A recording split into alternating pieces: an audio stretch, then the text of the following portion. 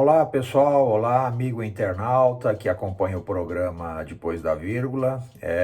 Estamos aqui para mais um pequeno programa e hoje, motivado por várias perguntas que nos estão chegando aqui no programa Depois da Vírgula a respeito do certo e do errado sobre essa discussão quase que ideológica sobre o isolamento social, né? Estamos aí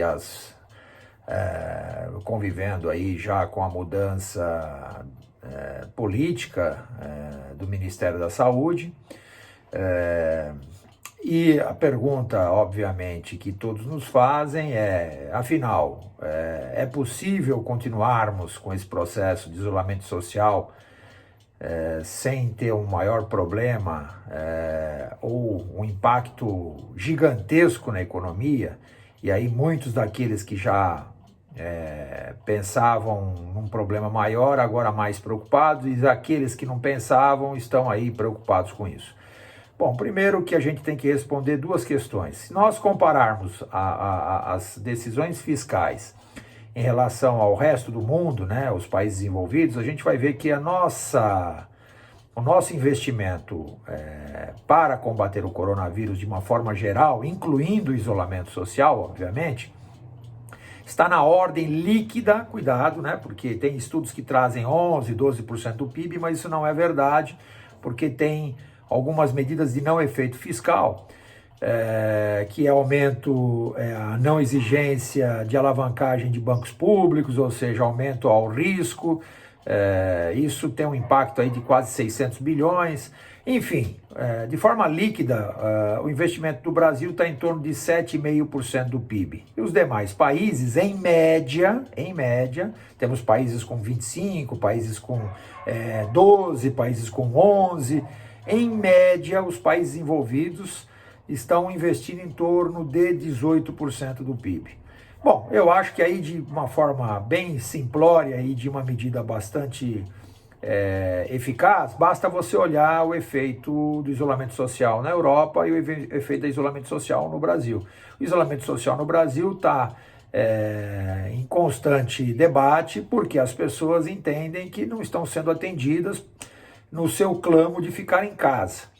E óbvio que quando você não gasta dinheiro como gasta os países desenvolvidos para manter as pessoas em casa, o apelo pela busca da renda fica maior do que o apelo pela proteção de saúde. Então, sempre vai haver essa questão, essa discussão, e o que eu quero dizer com isso, e respondendo aos nossos internautas, é que eu já tinha dito isso lá no começo, que uma quarentena ela só vai ter sucesso se ela tiver dinheiro. Basicamente, nós precisamos de dinheiro para manter com uma taxa de sucesso bastante razoável o isolamento social. Enquanto não houver dinheiro, enquanto houver discussão política. Por quê?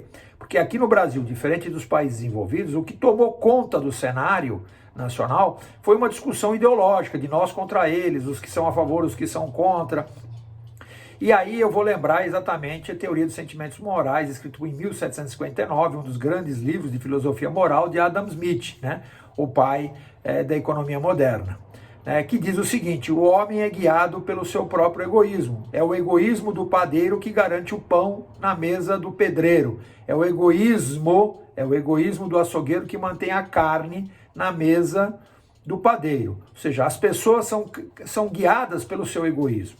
Então todos nós somos egoístas e agimos sobre nossos próprios interesses. Então, portanto, é muito natural que você tenha grupos que estão fazendo carreata em prol de abertura de comércio, de voltar às atividades normais, como tem os grupos que não estão interessados nisso. O que é importante a gente ressaltar nesse exato momento é que quarentena, ou isolamento social, ou lockdown, o que você queira tratar, sem dinheiro do Estado para garantir às pessoas um mínimo de renda, fica muito difícil.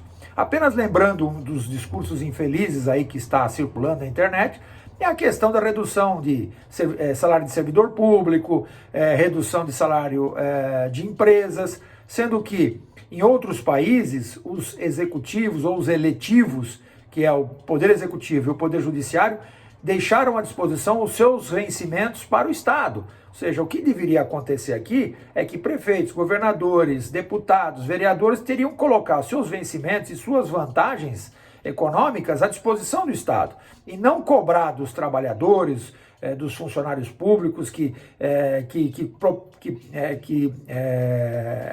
tem isso como única renda e provento, né? Os seus vencimentos ameaçados. Então isso não acontece no Brasil, por exemplo, como uma forma ideológica de discutir isso aqui.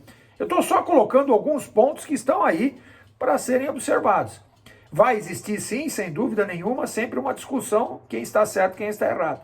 No exato momento da pandemia, o que nós estamos tendo mesmo aqui no Brasil, uma pandemia de desinformação, né? Muitas pessoas discutindo sem ter a devida informação.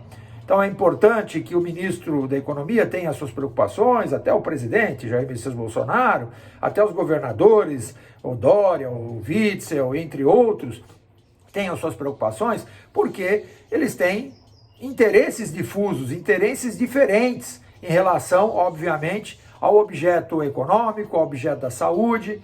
É importante que as pessoas possam discutir, mas o que falta mesmo é um pacto nacional, que teria que estar sendo costurado com dinheiro público. Ah, mas o Brasil não tem dinheiro, o Brasil não poderia competir como hoje os gastos acontecem lá nos Estados Unidos da América, na Inglaterra, na Alemanha. Muito bem, você não tem dinheiro, bate na porta do Fundo Monetário Internacional, no Banco Mundial, no BIRD. Esse é o problema. Então o Brasil, ele tem um grande problema que está fazendo com que isso fique muito vulnerável, que é exatamente o quê? É não ter dinheiro, não ter caixa e não estar gastando suficientemente para manter as pessoas convencidas em suas casas. Eu espero ter respondido você que nos mandou essa pergunta, espero que todos tenham uma ótima semana e até o nosso próximo encontro. Fiquem com Deus. E, mais uma vez, quero alertar, a melhor vacina contra o coronavírus ainda é a informação. Tchau.